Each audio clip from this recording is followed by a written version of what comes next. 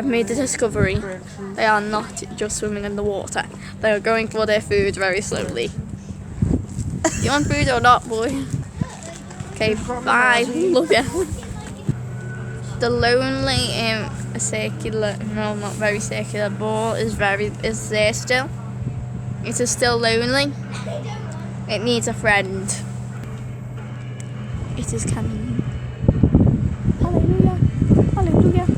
Hallelujah. It's like my dream job, this. Yeah, mine too. We are waiting for the seal show. Hurry up, please. Underneath is nice and fleecy, and that keeps the toasty warm. And then over the top is a wetsuit, and that helps for any air that gets trapped in the middle, bubbles its way back up to the surface. And then also have a look at her nose, because you'll see Nellie's got quite a pointy nose. It's very triangular. Sea lions, their noses, they tend to be more square or more round, depending on whether it's a male or it's a female. Now, Nellie is actually part of the same family as sea lions, which is why she does look very, very similar to one. And that family is called the eared seals. So if you have a look on the side of Nellie's absolutely beautiful face, you'll see she's got two fleshy earlobes. Hers are rolled, and that stops any water going up them while she's swimming. So when she gets to the surface, she can hear a lot clearer. Another characteristic are these absolutely enormous front flippers that she's got. Only eared seals use their front flippers to push themselves through the water. That's where they get the majority of their power, from these lovely things. Perfect. And then also you'll see they'll actually help Nellie when she's out on the dry land as well, because they can hold up all of her body weight, and that's really useful when she's swimming through the water. It's also really useful when she is jumping. Now the last characteristic of being an eared seal is how they get across the dry land. They do have a rotatable back hip, so they tuck their back flippers underneath their bottoms so that they can walk along on all fours, and they can run, they can jump, and they can climb as well. They're really quite athletic. When they're in the water, they can reach speeds around 20 kilometres per hour in short bursts. When they're on the dry land, they do spend about 50% of their day out on the beaches. If you try to race Nellie, for example, across the beach, average Joe, she would be able to beat. She is that fast. She really is quite an athletic little thing, bless her. Now the other species of seal that we've got here, you'll see over in the next pool, we've got some harbour seals. Currently out at the moment, we've got Wanda and Ina. You'll see they're a completely different body type to Nellie. They're actually a little bit round and a little bit roly-poly. Now their family group this time is called the true seals. They don't have an earlobe.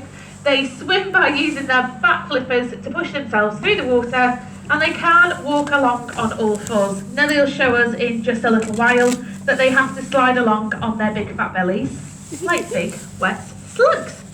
Now there are lots of different reasons to train our seals each and every day, and we do train all 5 that we've got here, even the ones that don't want to come out to have a good nosy at everyone. For some reason, every Sunday, our third harbour seal, Pamina, just will not come out of the back pool. She's fast asleep, bless her. So what's going to happen in just a moment is Emma's going to come round and she's going to train from the front of the glass. So we just all ask that you guys remain seated for us while we are training still, and that's only because Nellie finds you lot far more interesting than she finds us, and she tends to wander off with other people. So if you are leaving, please just stick back from the glass. Now, like I said earlier, there's lots of different reasons to train the seals. 3 of the most important ones for us. First of all, clever. We also train to get the seals to participate in their own husbandry. For example, we want to be able to check Nellie over each and every day as thoroughly as we can, starting with those eyes, having then a look at those big scary teeth. And you may have noticed with Nellie's teeth, she doesn't actually have pearly whites like we do. Her teeth are going black. Now that's not because they're rotten. Fur seals and sea lions, they have a special bacteria on their teeth, and it reacts with fish oils and it changes the colour of them as she gets older. So they're still perfectly healthy, they're just a different shade from ours. Having said that, we do encourage the seals to have a good wash each and every day. After every meal, Nellie likes to scrub up, and we're thankful for that, because if these seals burp after they've eaten something, It absolutely stinks. Yeah, it's awful. The smelly enough of it is, the last thing we need to smell is fishy breath as well. Yes, We check the flippers every day for cuts and scratches. This is how they incite play. Part of Nellie's health check is we want her to lie down nice and still. Now, being a 6-year-old, she hates this. She does not want to lie still. She'll find any way at all to make it more interesting for her. So whether that's dipping her eyes into the water so she can see what's going on, whether that's doing a little swirl from the beach while she's doing a lie down. And although she doesn't like it so much, the reason that we push it is because it's so important to check for lumps, bumps and warm spots on the seal. So when Jem, keep doing it, it's only one around here. When Emma goes up to check Nellie, she'll have a good feel over the rest of the body to make sure that everything's where it should be and there's nothing there that shouldn't be there. We can also use equipment like ultrasounds and x-rays. This is something we did a couple of years ago with Nellie Free. Just in case you think of doing that, guys, it is a choking hazard for the seals. It can make them very, very poorly, very quickly. Please don't put money in the pool.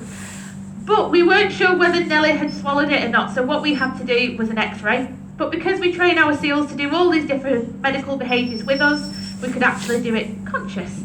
So that avoided knocking her out. It's a lot less stressful for her, which means it's a lot less stressful for us in the long run too.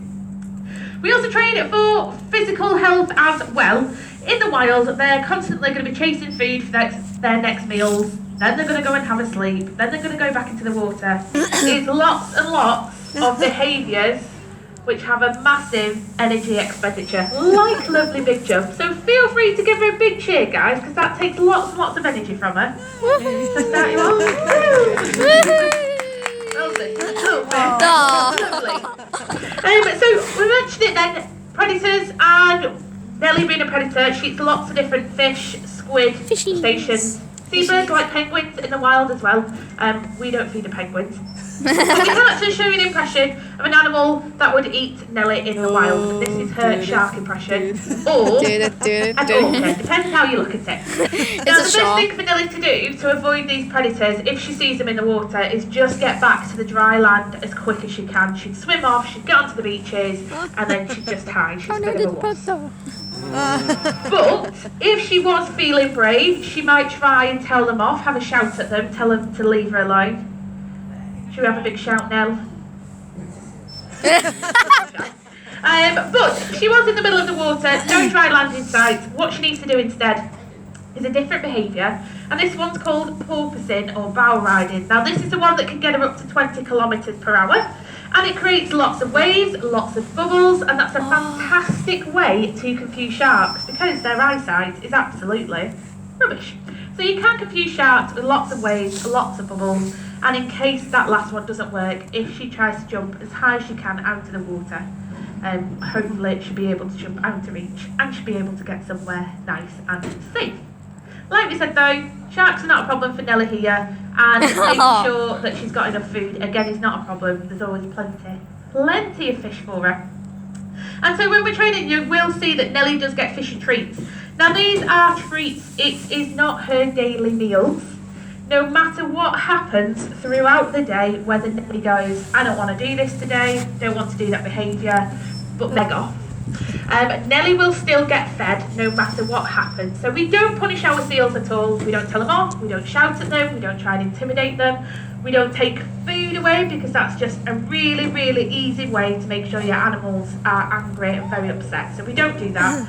We use positive reinforcement. So extra fishy treats because she's absolutely fabulous and she always deserves extra fishy treats. But if she's got a bit of a poorly tummy, if she goes, do you know what, I'm a bit full today guys, please don't give me any extra fish.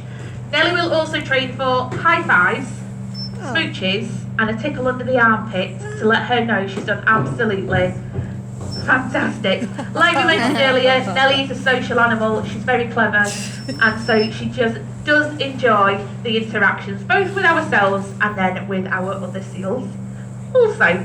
Now Emma's going to carry on doing a few more behaviours with Nellie, which you are more than welcome to stick around and... Don't leave, Nellie is beautiful. Isn't she a beauty?